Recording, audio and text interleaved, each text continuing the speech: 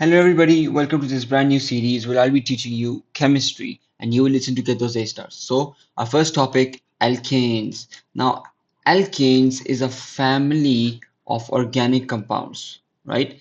This family is such that it is saturated. That means that there is no double bonds present in this, so any other element or group can attach. So, let's draw structure of alkanes first.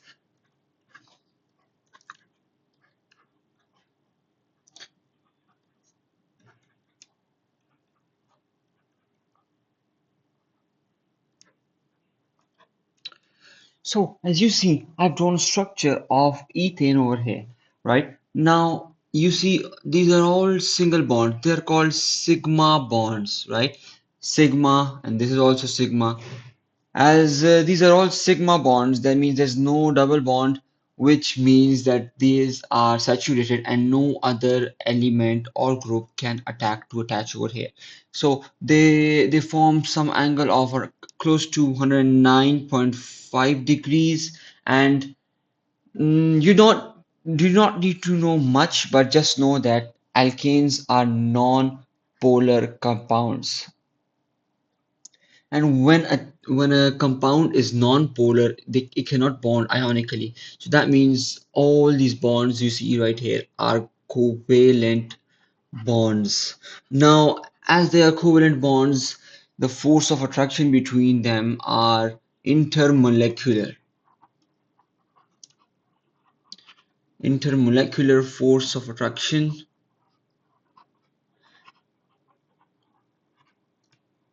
These forces are quite weak. That's why they make them volatile. That means that you give them a little bit of energy and they will, evaporate or melt. So volatile due to weak forces. Now, as we increase the chain length from short to long, these alkanes go from gases to solids. Why, you may ask? The reason is simply because the forces of attraction, sorry, the reason is simply because the force of attraction increases, which bonds them more tightly. Not only this, but when more complex isomers are formed, they the forces also increase because there's more electrons to form these intermolecular forces.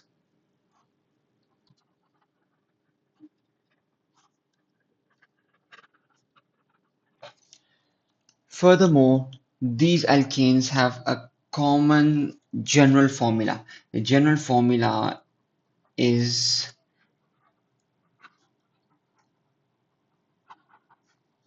CnH2n plus 2. Let me just put this in a box so you guys can remember this, because this is very important. You guys might be using this in your MCQs or to differentiate from other organic families. So CnH2n plus 2. Let me show you how this is used. So imagine, right? Now just let's suppose we write CnH2n plus 2. We take the value of n as 2, right? We put that over here and over here, and we get our final formula for the compound. So C2 H2 multiplied by 2 plus 2, that becomes C4. So we multiply this becomes H4, and then we add this, that becomes, sorry, C2H6. This should be C2H6. I made a mistake. Let me just remove this. So this becomes C2H6. Suppose n was 3, right? Now we put this again, C3H2 multiplied by 3 plus 2. This becomes C3, 2 multiplied by 3, 6, and then 6 plus 2, 8. So C3H8. N4. This becomes C4H10. Now, you might notice a pattern. See, let me just write this down so you can notice it clearly. C2H6, C3H8, C4H10. Now, you might be saying, what might be the pattern? Well, here's it. Look. From here to here, the gap is of CH2. From here to here, the gap is again CH2. And if you move on forward, the gap will again be CH2 if we were to write C5H12. Why? The reason for this why is because alkanes follow a rule, or in fact, both alkanes and alkenes follow a rule. They differ by CH2 from their adjacent organic member. I hope this is clear to you. If we continue on this list, it's going to be C5, H12, C6, H14, on and on and on and on. And fun fact, let me just write that in yellow here. Fun fact, when you go to a petrol pump and you add high octane, or in fact octane, which is petrol, it's basically C8 H18. So if you're putting petrol in your car next time, just keep in mind that this is the stuff that you're adding to your car. Right. Enough of this. Now let's move on to their chemical properties. Chemical props. I'll just write it in short form. Chemical props.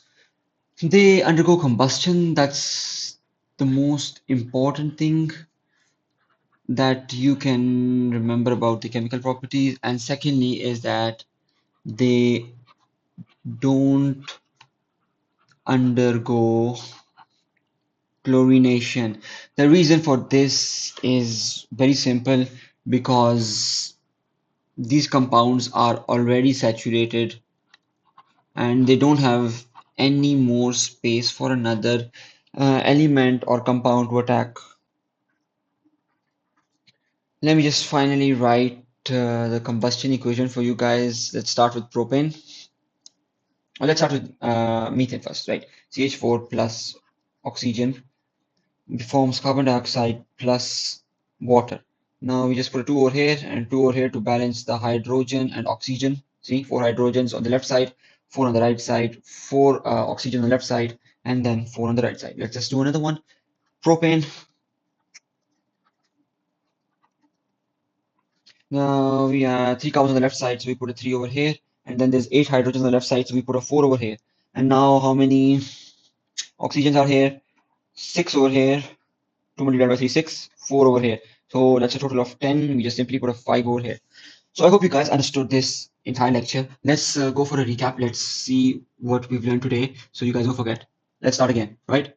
Alkanes. Alkanes are a family of organic compounds. They are saturated. This is their structure. They look like this. This is just one structure. There's many more. They have bond angle of 109 degrees. They have sigma bonds between them. You need not to know sigma bonds, but just keep in mind that they're non-polar and they form covalent bonds. They have intermolecular force of attraction and they're volatile due to these weak forces.